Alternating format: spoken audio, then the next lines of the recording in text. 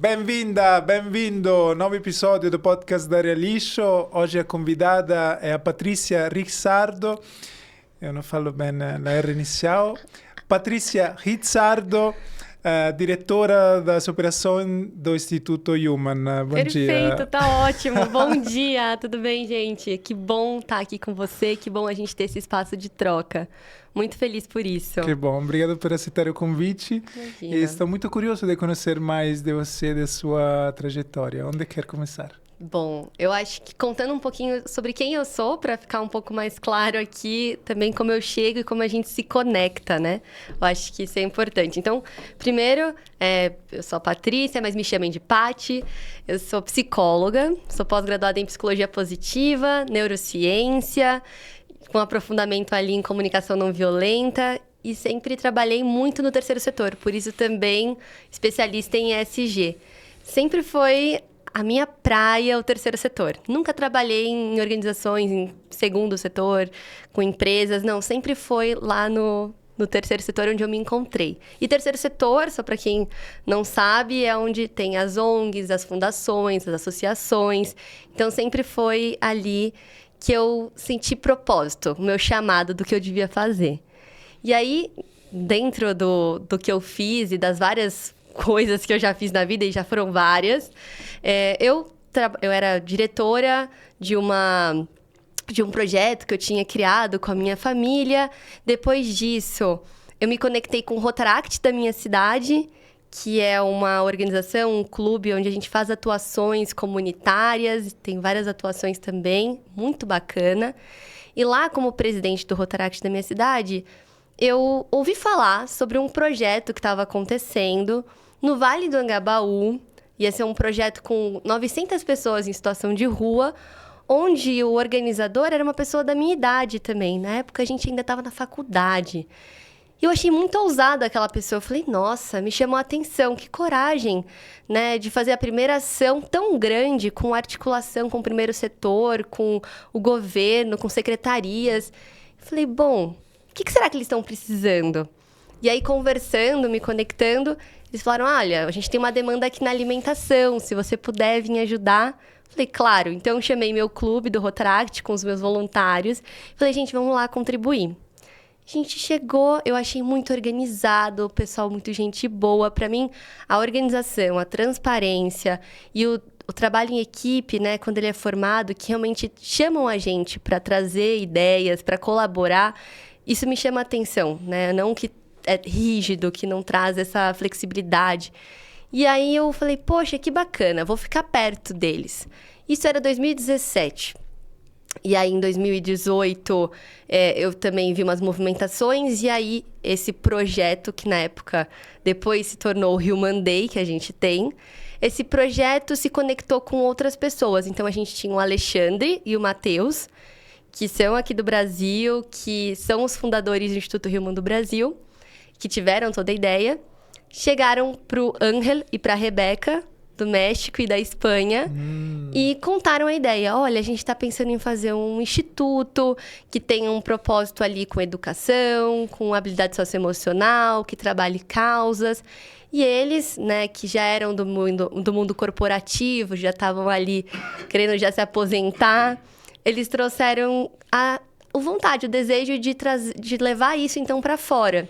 E aí, o Instituto Human, ele se funda, então, com o CNPJ em outros 2 países. Então, a gente é uma ONG internacional em 3 países desde o comecinho. Que interessante. Uma loucura. Quando a gente fala, né, Instituto Human e a proporção que a gente tem, sempre acreditam que o Instituto foi formado fora e a gente trouxe para o Brasil. É engraçado como a gente tem um aculturamento de não acreditar tanto que o Brasil pode sim ter ideias inovadoras e potencial de crescimento e de ideias, e que um jovem pode ter tido essa ideia, né? Eu acho muito interessante quando a gente fala. E aí, esse projeto, então, que se instala ali em 2018 com o CNPJ, cada vez mais perto de mim, trazendo ideias, perguntando sobre coisas, e eu me envolvendo cada vez mais nos projetos, enfim. Pensei, cara, eu acho que eu tô gostando tanto desse lugar que talvez eu vá transicionar para essa outra ONG. eu não precisei nem pensar, o Alexandre me falou, Paty, você não quer sair da ONG que você tá e vir pra cá? Mas na época a gente não tinha um investimento, não era uma ONG que lá tinha alguém bancando a gente, um sócio investidor, alguém acreditando. Por vezes, muitas vezes, a gente conhece muito essa história, assim. Geralmente uma ONG, ela é formada por alguém que já se aposentou, já viveu toda a vida dela no meio corporativo, e ela se aposenta e ela fala, bom, agora eu tô mais estável, tô mais tranquilo, vou agora colocar meu tempo em algo com propósito. E a gente faz o movimento inverso, assim. A gente começa já no terceiro setor e aí isso também gera uma dificuldade, porque a gente não conhece tanto esse meio corporativo, a gente não tem tanto network, tantas conexões e não tem verba. Então, a gente olha e fala, tá, a gente quer construir isso, mas como? Como a gente tira um projeto do papel, uma ONG do papel e faz ela virar? Porque a gente não queria ser uma ONG que existem muitas e que, claro, a gente ama, a gente tem vários parceiros que são assim, mas que é só ali uma reunião com amigos, ninguém precisa daquilo para viver, é mais um encontro onde a gente faz ali o bem. Não, a gente queria o Instituto como um negócio social. Então, a gente queria sobreviver do que a gente acredita e fazer a ONG alcançar e escalar muitos outros lugares.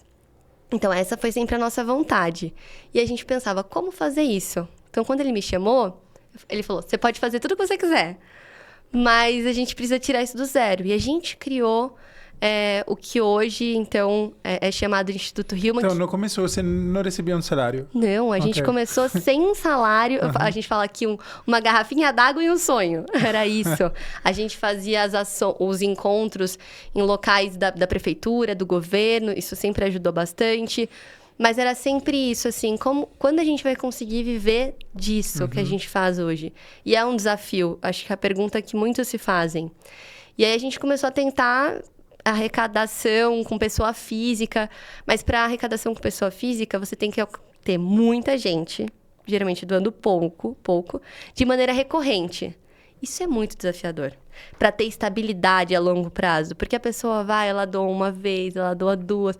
Na terceira, isso vai pesando, sabe? Então é difícil. Claro que existem ONGs que conseguem, mas assim, é um caminho árduo. Aí a gente pensou, bom, e se a gente tentasse pelo governo? Então, existem as emendas parlamentares, existe uma movimentação, existe um dinheiro que é do governo, mas que é justamente para implementar nesse tipo de iniciativa. Só que aí, para isso, você tem que ter um ano de CNPJ, tem o tempo de CNPJ. No caso, a gente ainda não tinha. Então, a gente também não conseguia. Então, a gente começou a pensar, tá, onde mais... a gente consegue verba. Tem como fazer jantares, leilões, rifa, mas até quanto, isso é estável, estrutural, a longo prazo isso funciona? E a gente começou a pensar, onde está essa verba para a gente conseguir fazer isso? Nas empresas. Nas empresas. As grandes, particularmente. No segundo setor. Então, a gente começa a olhar, mas o que as empresas querem hoje? E aí, a gente também entende uma movimentação que agora vem aumentando, O ESG vem crescendo, Então, Finalmente, que é a sustentabilidade, o social e a governança. Então, agora isso vem vindo. E aí, as empresas, elas querem, mas muitas vezes, elas querem uma coisa rápida, Elas querem uma entrega rápida, com resultados, com fotos, impacto, e terminou. Então, ela não quer tanto se aprofundar naquilo. E isso tá tudo bem. A gente sabe que existe isso, que existe esse lugar, mas a gente começa a pensar, cara, o que mais a gente pode fazer? Como a gente pode fazer a diferença para realmente promover uma mudança também dentro da empresa? Porque a empresa é feita de pessoas. Então, a gente começou a pensar em tudo isso. E aí, a gente montou produtos personalizados para as empresas. E aí, esses produtos fazem com que a gente consiga vender e o dinheiro ser todo revertido nos projetos. E aí, o nosso valor entra dentro dos projetos, então a gente consegue viver disso e consegue levar impacto real na ponta, que é o que a gente mais acredita e quer. Qual foi o primeiro projeto que foi financiado por uma empresa? Comprado? Porque para eles é um produto, um serviço. Sim, a gente começa trazendo assim, olha... eu acho que a primeira foi com a Good Storage, enfim, até hoje é uma parceira nossa, onde a gente tem estoque e a gente coloca as nossas coisas lá, eles são queridos.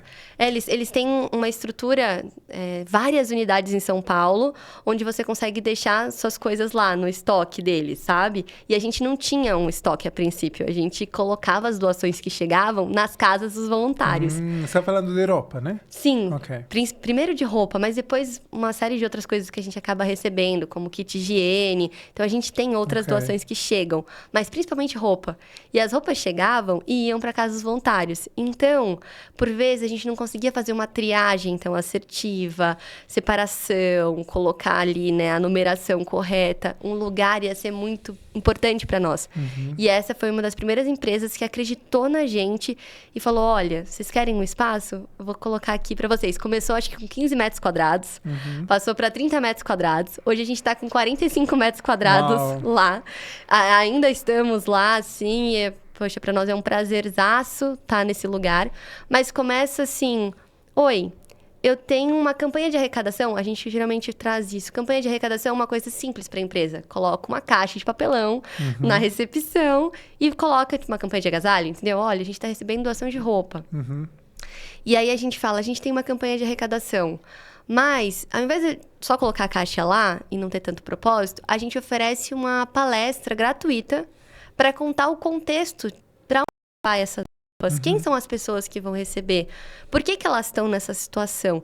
Então, é uma frente de educação que a gente sempre teve, da preocupação de, além de voluntários, além de parceiros, eu quero ter apoiadores, ativistas da causa, que também se conectam com o que a gente tem de propósito, sabe?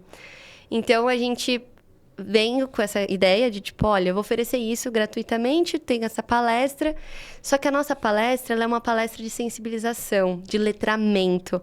E aí, a pessoa que está assistindo, ela olha e fala, caramba, as pessoas realmente precisam de mim, e a gente trabalha estigma, né? Então, quando eu falo, por exemplo, de roupa para a população em situação de rua, por muitas vezes o que é trazido mas eu vou entregar, mas essas pessoas nem são vagabundos, não trabalham, não querem nada com nada, são usuários.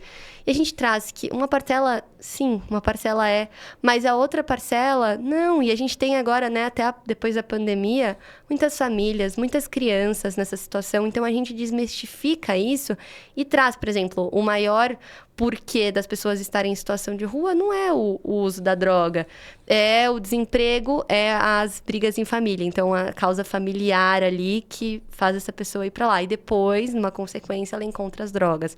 Mas a gente traz uma informação, uma desmistificação mesmo do que as pessoas acreditam que seja aquela população. E aí, depois que a pessoa vê aquilo tudo, ela se engaja. Então, ela doa, mas não só porque ela tá querendo tirar uma roupa do armário, mas porque ela entende para onde vai aquela roupa.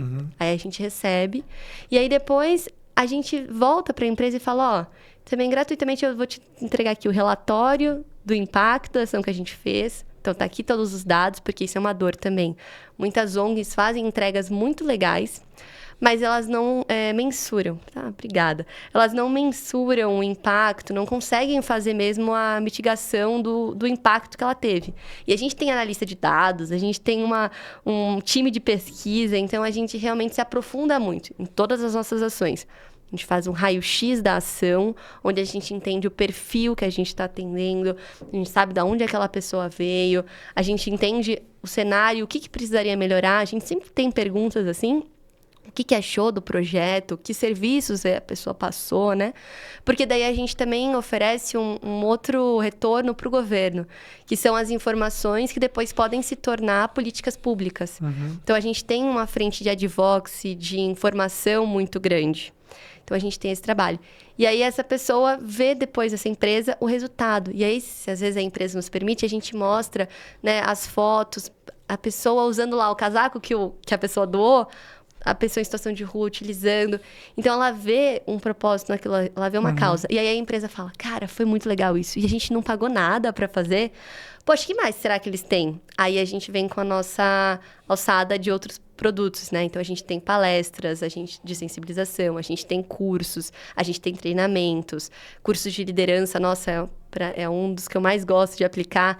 São muito bacanas também, porque a gente acredita que a liderança se movimentando e entendendo o cenário, a importância de se movimentar para o social, depois ela acaba engajando todos os outros colaboradores, né? Então, a estratégia é chamada no mundo da startup freemium. Vocês começam com um serviço gratuito e depois tem possibilidade de upgrade do serviço, oferecendo outros serviços que são de formação, sobretudo, né?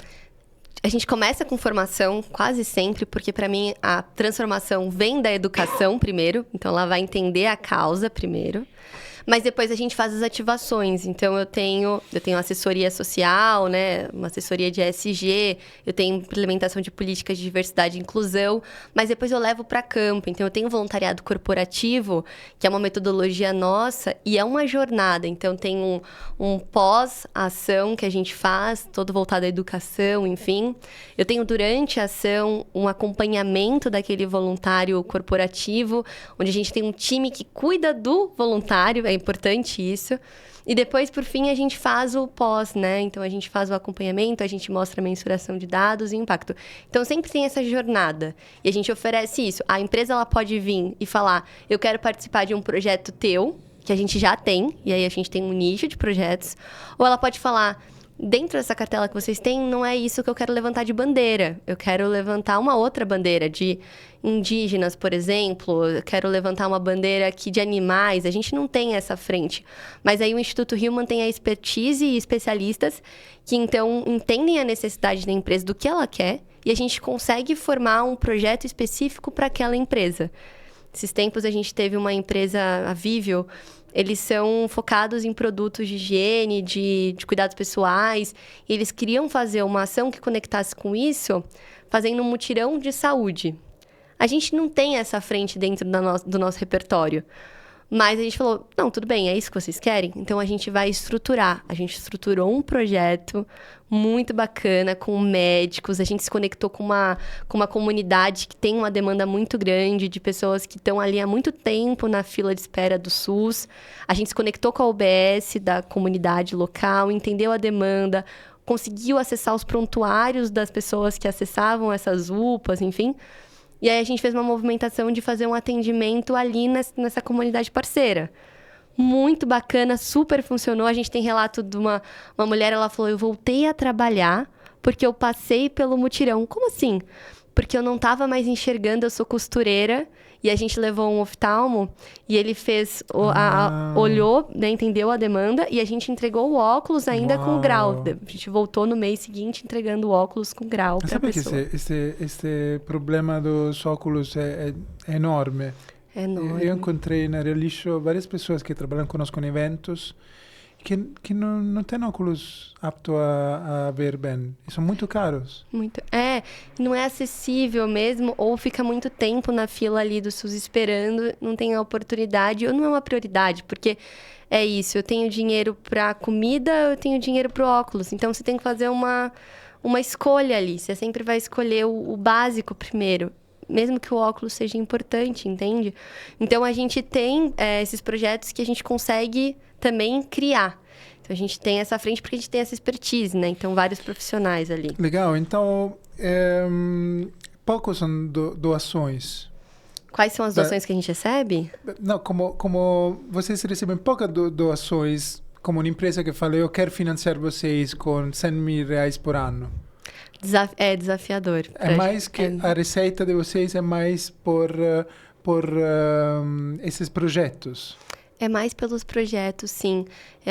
As empresas que patrocinam os projetos. Então, o lindo, maravilhoso seria que a gente conseguisse que as empresas falassem, olha, eu quero ter vocês aqui, a gente ter esse 1 ano juntos, a gente estruturar dentro da empresa, ativação com os projetos, isso seria o ideal. Mas isso são poucas mesmo que a gente consegue acessar. Uhum. Uma pena. Eu acho que a gente teve um aumento muito grande de interesse na pandemia, uma movimentação muito grande, e depois esse número cai brutamente, né? E isso eu acredito que seja muito por conta da cultura do Brasil. A gente não tem uma cultura de doação e a gente não tem também um entendimento sobre o papel do cidadão. Então, aqui a gente cobra muito o governo, né, dele se posicionar e trazer as resoluções para as problemáticas que a gente tem, mas o indivíduo não se vê também como um agente de mudança, né? E o cidadão, ele é, sim, também responsável pelo entorno.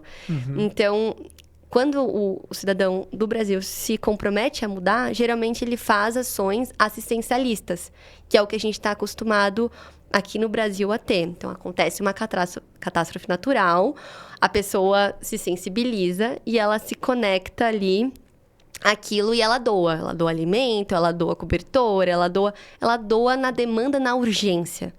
O que a gente não aprendeu é a mudança estrutural. A longo prazo, a gente também precisa olhar para a raiz do problema. A gente precisa olhar para as políticas públicas. Ela não entende que o voto dela em algum político que tem uma preocupação social pode mudar o futuro com políticas públicas melhores, com ações mais assertivas. Então, o todo importa, né? E não só ali o assistencialismo é importante, porque é isso. Pessoas morrem de fome, pessoas morrem de frio. Então, precisa existir. Existe uma catástrofe, precisa existir uma movimentação para a gente conseguir resolver. Mas não é só isso. Não pode ser só isso, né? E aí a gente tem as empresas, então, que doam e principalmente que apadrinham esses projetos. A gente tem cotas para os projetos. Então, tem a Standard, a Master. E aí, cada cota, a gente dá um entregável. A gente acredita no ganha-ganha. Então, eu não quero que a empresa só dê para mim a verba, mas eu quero também promover mudança para a empresa. Então, a gente oferece, né? Olha, tantos voluntários, se ela pegar ali a cota Standard, que é a menor, ela já tem direito a levar, 15 voluntários corporativos para dentro da ação. A gente já leva uma palestra de sensibilização, já tem um treinamento. Então, eu já dou vários entregáveis, fotos em alta, audiovisual, porque a gente sabe que também o marketing também precisa ser ativado. Mas, por exemplo, quando eu falo de uma cota um pouco maior, eu já dialogo com o RH, com o marketing da empresa e entendo, por exemplo, olha, qual que é a skill, a core skill que o seu colaborador precisa trabalhar, melhorar? O que você está vendo de demanda? E aí, por vezes, eles me trazem, a gente precisa melhorar a comunicação, o atendimento está muito ruim, ou está tendo muito atrito, conflito ali dentro do próprio time. Como a gente pode trabalhar isso? E aí, a gente faz um treinamento focado para, além da conscientização sobre a causa, focado naquela skill que precisa ser trabalhada. Então, colaboração. Você faz diretamente isso? Sim. Você gosta uma muito, das... né? Eu adoro. Eu acho que a frente de educação, ela tá muito dentro do que eu acredito, assim. Então, sim, eu lidero essa frente mesmo de fazer os conteúdos, mas eu tenho um time muito, muito legal que também trabalha comigo, a Camila, a Yara, o Ivan, que são pessoas que também têm essa expertise e que agregam com outros conhecimentos, né? Então, juntos a gente forma um conteúdo personalizado para a empresa. Então, depende muito do que a empresa quer trazer. Porque, por exemplo, na comunicação, eu tenho a Camila. Camila é jornalista de anos, ela tem uma expertise muito grande, aí ela vem e ela traz o conteúdo ali para mim. Então, ela fala sobre comunicação não violenta, ela fala sobre a comunicação assertiva, tanto para o atendimento dos nossos assistidos nas ações, mas que também aquela pessoa pode usar aquilo no dia a dia dela, na casa dela, no trabalho dela. Então, tudo ali agrega, né? Então, a gente tem muitos pacotes e cada um deles a gente consegue ativar e entrar na empresa de formas diferentes, mas que geram impacto a longo prazo, né? Então, isso que é legal. Quantas pessoas agora trabalham, recebem um salário no Instituto? Acho que a gente está... Sim, fixo, acho que somos em 8, mas a gente tem as ativações em cada projeto. Então, 8 pessoas que trabalham a tempo integral no Instituto? Não integral. Eu e o Alexandre, a gente tem trabalho integral. E aí a gente tem part-time, algumas pessoas também ali, que dão 8 pessoas mais ou menos. Mas para além disso, a gente tem dentro dos projetos as ativações. Então, para cada projeto, aqui eu vou precisar de um designer diferente, aqui eu vou Contratam Aí a né? gente contrata. A gente tem um contrato bonitinho e aquela pessoa fica ali naquele período do do projeto, né? Porque é o que você falou, tem muitas ONG que nascem com muito entusiasmo, muita paixão e se basam só no voluntariado.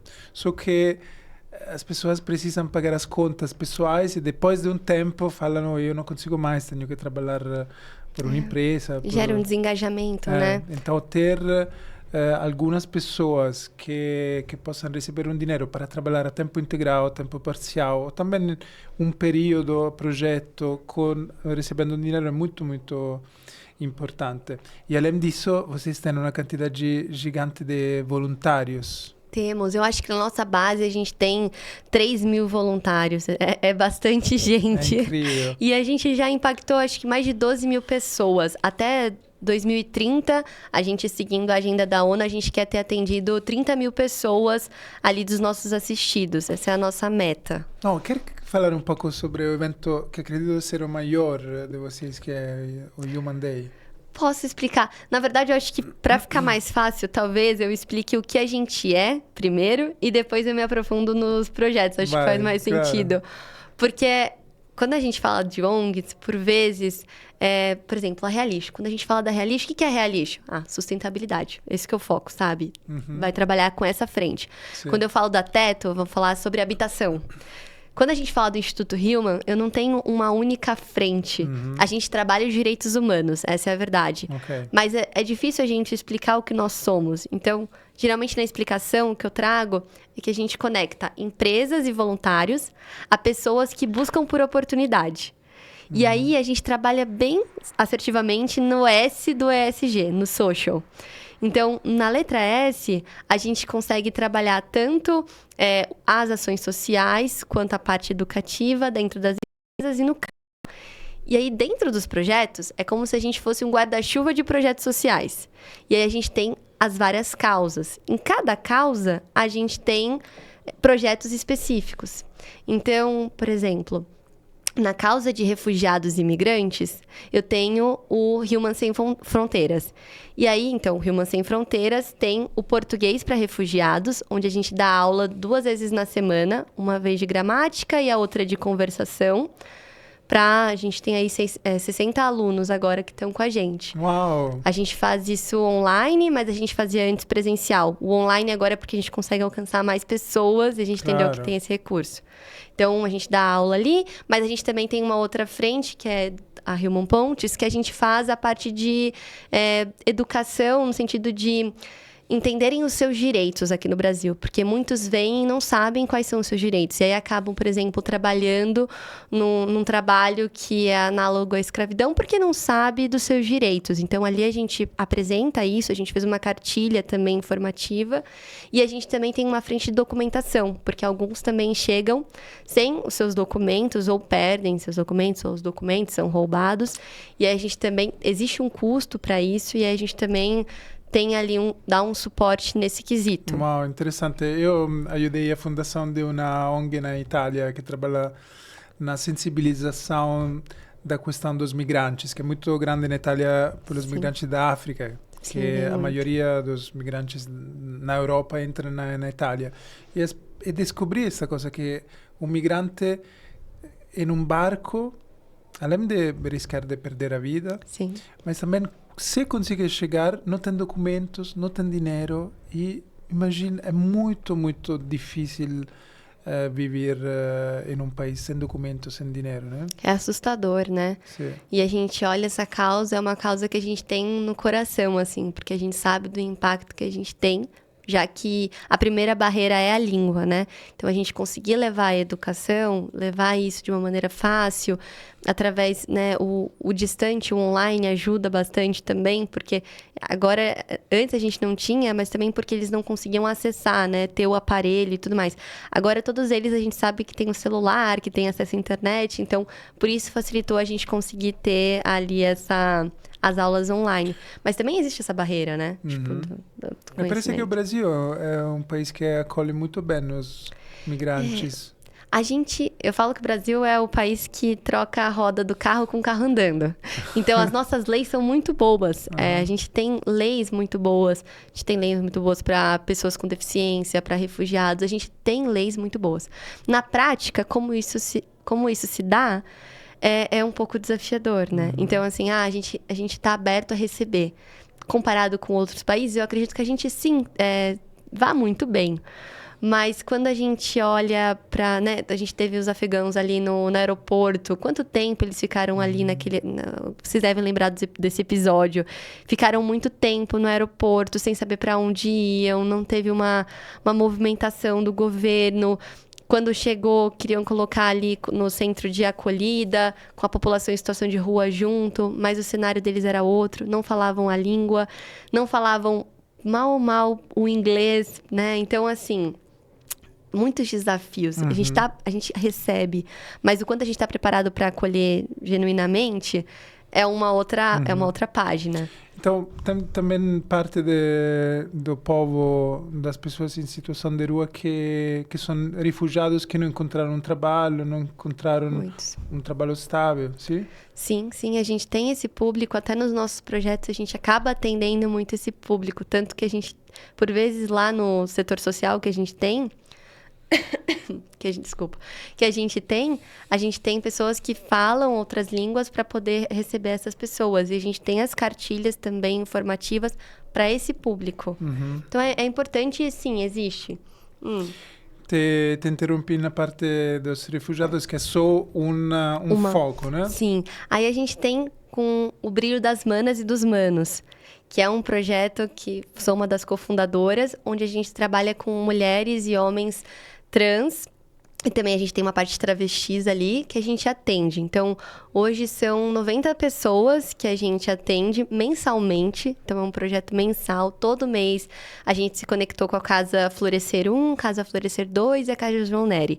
Então, são 3 casas, cada casa 30 pessoas, onde a gente faz um atendimento. Isso começou em 2020, esse projeto.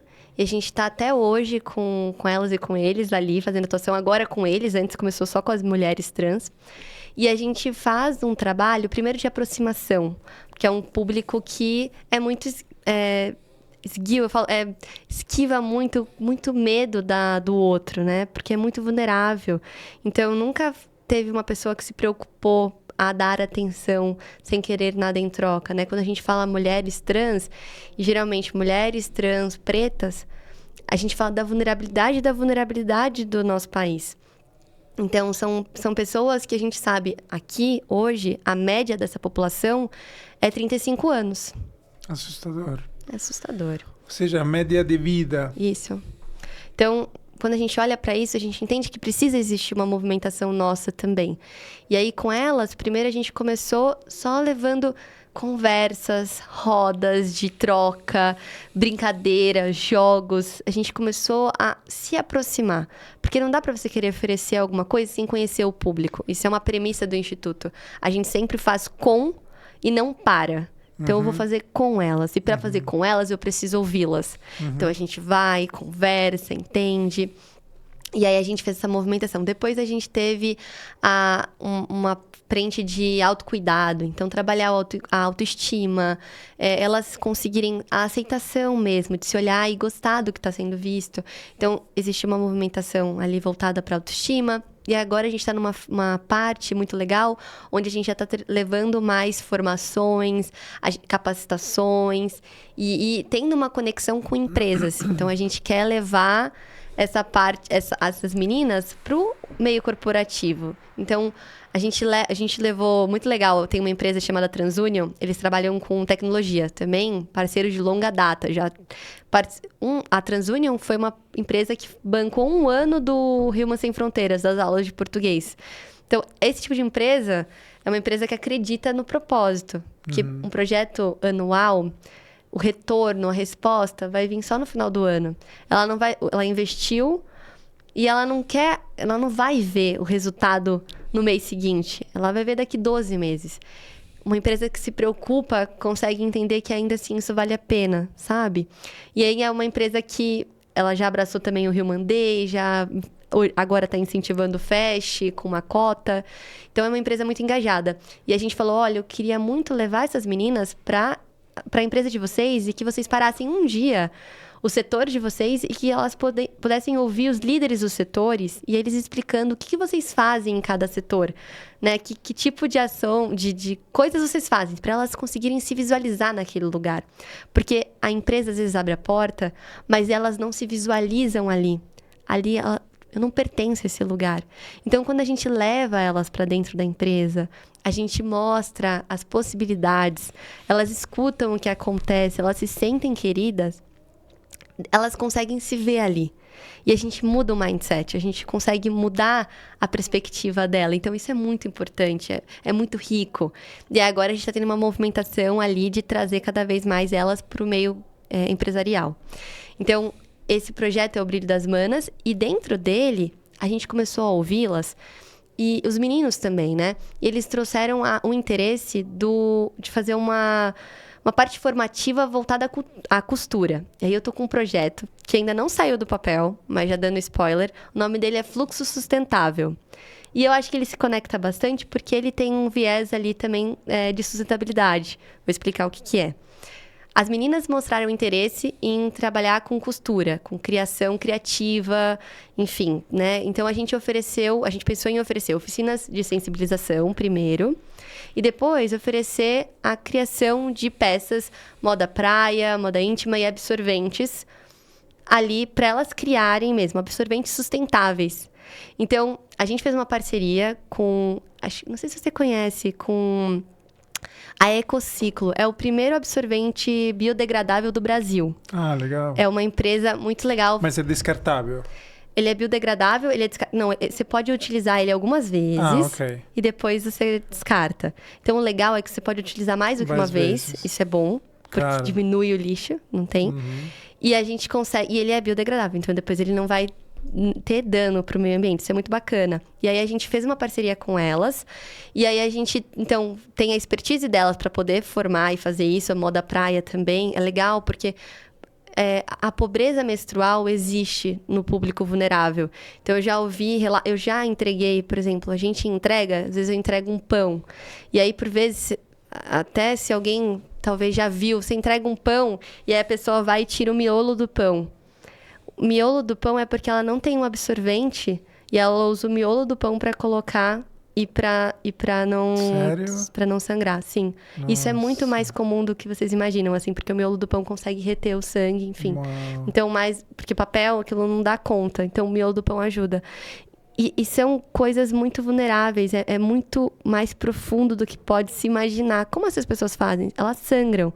Como elas podem fazer para conseguir ter essa qualidade e tudo mais? E aí você ainda tem a oportunidade de comprar, porque aqui eu falo de pessoas que sangram.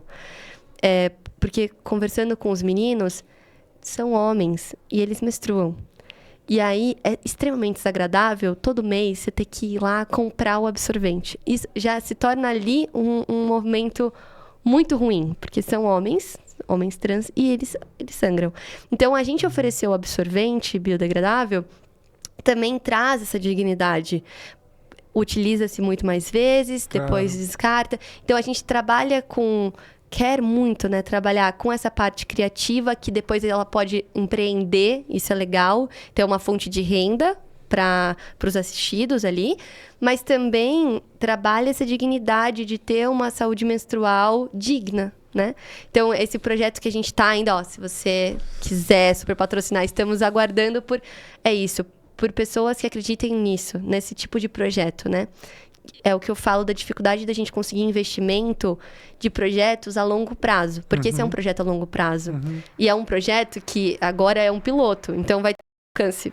Vão ser poucas pessoas fazendo essas aulas, tendo esse conhecimento, a gente testar, mas depois eu quero a longo prazo que isso cresça, né? Que a gente possa também criar outros produtos, então, o projeto é ensinar a costurar com o objetivo de criar absorventes reutilizáveis. Não só absorventes, mas os absorventes como foco principal. O problema dos absorventes reutilizáveis é que precisam ser lavados, né? Sim, mas elas têm a estrutura de lavanderia, então elas conseguem isso. Porque essas casas que a gente tem parceria são casas de não é núcleo de convivência. Não, é núcleo de convivência. São casas onde... elas dormem, se alimentam, perfeito. tomam então, banho. Tem lavanderia. Então tem. Então é uma solução para... Mas até mesmo nas ruas, elas e eles dão um jeito de limpar, de lavar aquilo. Porque é melhor você ter algo do que você não ter, nada. entendeu? Então, limpa na água corrente que passa da rua. A gente sabe que não é o ideal, mas isso acontece. É o real que a gente tem hoje, né? Então, a gente tem esse projeto também. E é uma das frentes. Eu gostaria de aprofundir todo, mas temos um tempo limitado. Sim. Então, refugiados, pessoas trans e travestis em vulnerabilidade. Aí a gente tem a frente com pessoas em situação de rua, que foi onde o Instituto Hillman cresceu, né? Nasceu. Então, lá em 2017, estamos há 8 anos, né, nesse trabalho. E aí nasce com o Hillman Day, que foi esse projeto onde a gente ficou conhecido por esse projeto porque ele começou já grande. Eu falo que a gente foi muito ousado nesse ponto. Esse é o primeiro projeto de 900 pessoas que você contou. Exato, no Vale do Anhangabaú, articulando com toda a parte, né, do primeiro setor ali, com o governo, com várias secretarias, né, Secretaria do Trabalho, Secretaria dos Direitos Humanos. Então, várias secretarias também nos apoiando. Isso foi bacana, né? A gente tem que reconhecer que a gente tem uma parceria muito legal com as secretarias, um apoio muito grande, nos ajuda muito a fazer tudo acontecer. E aí vem esse projeto, que é o quê? Um dia humanizado para a população em situação de rua, onde a gente leva uma loja de roupas gratuitas, que aí a Realixo também entra aí, porque vocês são doadores recorrentes. Hoje, no final dessa gravação, eu vou buscar roupas lá na sede de vocês. Então, a gente tem a entrega... Só uma coisa sobre a roupa, é importante. Nossos clientes entregam a roupa que não tem mais. Imagino que também várias pessoas que assistem têm roupa guardada em casa por semanas, meses, anos, né? Comum. E uma coisa importante a falar que a roupa, quando se doa, tem que ser limpa. Então, coloca na máquina de lavagem antes de doar. E também ter a consciência que tem que ser feito um trabalho de triagem, porque não toda a roupa pode ser doada, tem coisas que não são mais aptas a ser doadas, mas tem vários programas de várias empresas de logística reversas que podem reaproveitar este material. Então é muito importante não jogar a roupa no lixo, encontrar organizações, empresas, ONG, como a Realixo, como o Instituto Hillman, que podem reaproveitar esta roupa. Eu fui lá e foi uma grande emoção participar deste Human Day, deste evento. Foi muito, muito emocionante. Primeira coisa, pela quantidade de voluntários, como 300, 400. Nesse projeto são 200 voluntários, geralmente, que a gente tem, essa é a média, para atender 800 pessoas, geralmente, em situação de rua. Então, eu cheguei pela manhã, antes das pessoas em situação de rua chegar, ou melhor, elas já estavam lá em frente, esperando o começo do evento. Eu cheguei e vi esta quantidade de voluntários, cada um fazendo uma coisa, e todas essas iniciativas muito, muito lindas. Quer contar as iniciativas deste dia dedicado às pessoas em situação de rua? Perfeito, sim. A gente tem a loja de roupas, a gente trabalha a dignidade ali, porque a gente dá a opção de escolha. Para nós, a escolha é muito importante. Então, muitos projetos entregam as roupas ou em kits prontos, vai ser isso a sua roupa, ou aquelas sacolas de lixo, sabe? E aí existe aquela separação, mas não é tão digno isso. Então, a nossa loja, ela tem andaimes multidirecionais de ferro. Ela é colorida, porque a rua fala que a rua é muito preto e branco, é muito cinza. Então, a gente coloca cor, tecidos, laranja, amarelo. É um brechó. É uma loja. Eu falo que é uma loja onde os nossos voluntários são os atendentes e a gente recebe os nossos clientes. E aí, as roupas, elas estão triadas, separadas, limpas, em cabides. A pessoa entra, a gente fala, oi, tudo bem? O que você gostaria hoje? Aqui tá a parte de calça, aqui tá a parte de camiseta, aqui tem os calçados. E a gente oferece isso isso. Os tamanhos, né? O tamanho. Então, elas conseguem ver. E aí, elas passam para essa loja. Depois dessa loja, a gente tem, né? Tem o banho, quando a gente faz em ambiente aberto, em praças, né? Esse projeto, ele é... A gente está na 19ª edição. Falando nisso, estamos com vagas abertas. Se você quiser também se voluntariar para ter essa experiência, a gente está com as inscrições abertas. O link está com certeza na nossa bio.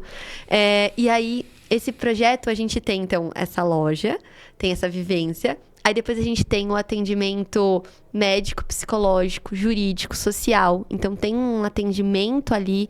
Nossa, isso é bem bacana para essa galera, porque por vezes acabou de estar em situação de rua e não sabe dos seus direitos ou tá passando por uma situação, né, de sofrimento emocional. Ter alguém para ouvir, uma escuta de qualidade, isso faz a diferença, né? E aí os médicos, nossa, o quanto a gente recebe de demanda, meu. Começando do início da experiência para eles, eu fiquei muito emocionado em ver o primeiro momento da entrada deles, onde tem uma pessoa... Seja muito bem-vindo. Seja muito bem-vindo, bem-vinda. Sim. E colocam uma etiqueta com nome e fazem a pergunta da profissão do sonho. A gente tem, às vezes, cada evento são perguntas diferentes e coisas diferentes. Mas assim, né, nessa última foi o que você gostaria de ser, se você pudesse ser o que você quiser. Para ele começar a conseguir se visualizar num outro lugar, sabe? Então, tá lá, né? Vai Raimundo e aí tá lá, astronauta. Sim. E a gente começa a tratar essa pessoa diferente. Então, você gostaria de ser... Aí a gente traz uma aproximação. Você gostaria de ser astronauta? Então vem cá, olha que bacana. Então tem uma camiseta, ela tem isso aqui. E a gente começa a brincar no imaginário, né? A reação deles é incrível, porque a maioria sorri, os olhos se iluminam. E ser chamado pelo nome. Por vezes eles falam, nossa, eu tinha esquecido que meu nome era assim. Porque você chama, né? Tá na camiseta. Carlos. Fala, seu Carlos. Aí não olha. Seu Carlos. Aí quando ele... Ninguém me chama de Carlos. Nossa, aí se emociona, porque foi visto, né? Então, essa dignidade. Então, nessa entrada tem essa recepção. Aí a gente faz algumas perguntas pro credenciamento, que é justamente aquele setor de pesquisa que eu te falei. Entra e ele tá livre, não existe você precisa passar por tal setor, não. Ele tá livre para escolher onde eu quero ir. E aí, então, a gente tem os diversos setores e a trilha para onde ele vai, ele que escolhe. Mas se a gente tem, por exemplo, uma pessoa com uma deficiência ou com uma mobilidade reduzida, eu tenho um voluntário para acompanhar essa pessoa para que seja realmente equitativo, né? Que seja realmente inclusivo o evento. Então, a gente tem essa preocupação também, né? Então, a gente tem esse voluntário que acompanha. E a gente tem também alguns outros voluntários que instruem. Dá para você ir por aqui, dá para você ir aqui. Então, a gente tem essa orientação. Mas eles estão livres para escolher. Aqui eu não quero passar. E tá tudo bem. Que ótimo eles poderem falar não também, às vezes. Porque para tudo eles precisam falar sim, né? Então, a gente tem essa loja, a gente tem esses serviços, a gente tem a alimentação, que também a gente se preocupa em ter diversidade, em ter ali também uma experiência gastronômica. Diferente. Por exemplo, na última tinha um sorvete da Ben Jerry's, a gente tinha o sorvete, que é um sorvete... super caro. Super claro, que nunca eles conseguiriam ter acesso. Foi patrocínio também. Foi patrocínio. A Ben Jerry's já está também com a gente há algum tempo. Estou lendo o livro da biografia dos fundadores, que tem um grande... E que eles são muito engajados socialmente. Então, também a gente é muito grato, né, por empresas que conseguem ter esse tipo de visão. E aí, no Rio Monday, no Fest, a Ben Jerry's sempre está ali patrocinando com sorvetes. E é legal, porque é uma outra experiência, né? Claro. Então, né, algodão doce, pipoca, a gente tem esse lúdico. E a gente sabe que isso não existe na rua, né? Então, geralmente é aquela marmita, com arroz, feijão, uma proteína, se tiver sorte, e é isso, né? Então, a gente tenta também ter isso. Uma outra atividade que amei foi uma mesa, porque neste evento tem várias mesas com atividades diferentes. Esse é que para cada... É isso. Cada uma é diferente, né? É diferente. E esse também é o convite para voltar, para eles, para os voluntários. Sim. Então, existe o Rio Monday, tá ali, existe o Rio Monday e existe o Fest pra rua. E eles são propostas diferentes, mas são muito parecidas. Então, com população em situação de rua, a gente tem o Human Day, que é esse dia humanizado, que tem esse foco mais de dignidade e cidadania, e a gente tem o Fest pra Rua, que daí tem... que foi aquele onde eu participei. Que daí tem os músicos, os artistas independentes, as oficinas tanto de teatro, costura, são várias oficinas diferentes, né, artísticas ali, intervenções artísticas também que a gente tem. Então, esse é focado na cultura em especial. E o Human Day é focado nos serviços assistenciais. Quando acontece o Fest, precisa existir o Human Day junto. Eles acontecem em paralelo. Por quê? Não tem como uma pessoa curtir música com fome. Então, sempre quando existe um Fest, existe um Human Day em paralelo. Mas o Human Day, ele pode acontecer sozinho também. Entendi. Uma atividade que amei foi uma moça escrever uma carta para uma pessoa que a pessoa em situação de vulnerabilidade queria escrever. Sim. E acredito que é muito importante porque da minha pequena experiência com as pessoas em situação de rua, entendi que muitas têm problemas emocionais com a família. Sim. Isso é uma das coisas que eu observei mais, e você antes também falou que a perda de trabalho é a família. Mas se pensamos, difícil que se uma pessoa perde o trabalho, a família não acolhe. Então, lá tive um problema com a família, né? Sua experiência também? Sim. A gente sabe que o vínculo familiar, né, o conflito familiar leva muitas pessoas a estarem nessa situação. E que triste é pensar que a rua é um lugar que acolhe mais do que a casa da pessoa, né? Então, às vezes a pessoa tá ali e fala, nossa, como é que a pessoa pode escolher, entre mil aspas, escolher estar em situação de rua? É só você pensar que, então, os outros ambientes que ela frequentou foram pior do que essa situação que ela está vivendo. E aí a gente consegue humanizar muito mais isso, né? E aí essas cartas depois a gente envia, né? Existe um envio. Mas é isso. Por vezes, eles não querem o contato com a família. Às vezes essa carta é para algum amigo deles também, que eles se encontraram, porque muitos também são andarilhos, né? Então eles caminham e fazem amizades, aí manda carta porque quer contar como é que tá. A gente tem as fotos, as exposições fotográficas também, que a gente trabalha muito deles conseguirem se ver. Então, a gente tira a foto deles, a gente arruma, né? Como se fossem modelos. E aí, a gente tira as fotos, depois eles se olham. E é muito desse imaginário. A gente sabe que um dia pode mudar a vida de alguém.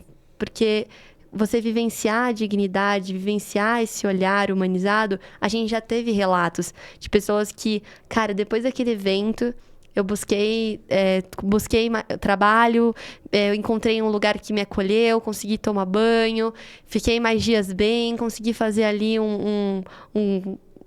como é que fala, né? Um trabalho aqui, um trabalho ali. É um trampo. Um trampo. É um trampo, mas é isso, né? E conseguiu sair, agora eu tô pagando aqui um aluguelzinho num quartinho. E eles voltam para os nossos projetos, né? Como a gente tem recorrência, eles acabam voltando, a gente acaba se reencontrando. Então é muito legal, mas muito legal. É muito amplo, né? Muito. E são todas essas frentes, assim. E vocês entram nesse evento, no Fest, porque a gente tem essa preocupação, né, do lixo, né? Do descarte do lixo. Esse próximo Fest, a gente quer fazer lixo zero, plástico zero, né? A gente estava falando sobre isso. Que bom. E a separação dos lixos. E também até a gente está pensando na pegada de carbono para o próximo evento. Então, a gente tem uma preocupação muito grande em relação a isso. E no último evento, a gente estava sem patrocínio. E a gente falou, como a gente vai ter os lixos pra gente poder separar, pra gente... É o básico, né? Ter lixeiras. E a gente tem uma parceria com uma coleta seletiva, uma cooperativa, meu Deus, uma cooperativa, e eles iam lá retirar, e eu falei, cara, eles vão lá retirar e a gente não tem o lixo. E aí a gente começou a entrar em contato com diversos lugares, e aí o Ivan, nosso parceiraço, que trabalha com a gente, encontrou vocês. Ele falou, eu vou tentar. Tava super em cima da hora. Super em cima da hora. E eu falei, vou tentar eles. E aí, de bate pronto, você respondeu, consigo sim. Quantas lixeiras vocês querem? Vou aí entregar no dia. Falei, não, é um anjo essa pessoa. A gente ficou muito grato e vocês chegaram, entregaram, depois foram buscar e depois, vocês ainda quiseram saber mais, né? Vocês se aprofundaram e hoje são ali pessoas que doam pra gente as roupas. Então, poxa, que legal ter vocês na nossa jornada, né? A gente fica feliz quando a gente se conecta. Eu que agradeço a vocês pelo trabalho importantíssimo, porque acho que eu pessoalmente nunca poderia ser totalmente feliz sabendo que tem pessoas em situação de rua nas nossas cidades de todo mundo, que é um problema gigante. Sim. E que podemos resolver no longo prazo, porque não é simples, não é veloz, mas podemos melhorar a condição de muitas pessoas. Então, eu agradeço a vocês por existir. Meu amigo, obrigada. Paty, quer convidar a pessoa a ajudar? Gente, sim, com certeza.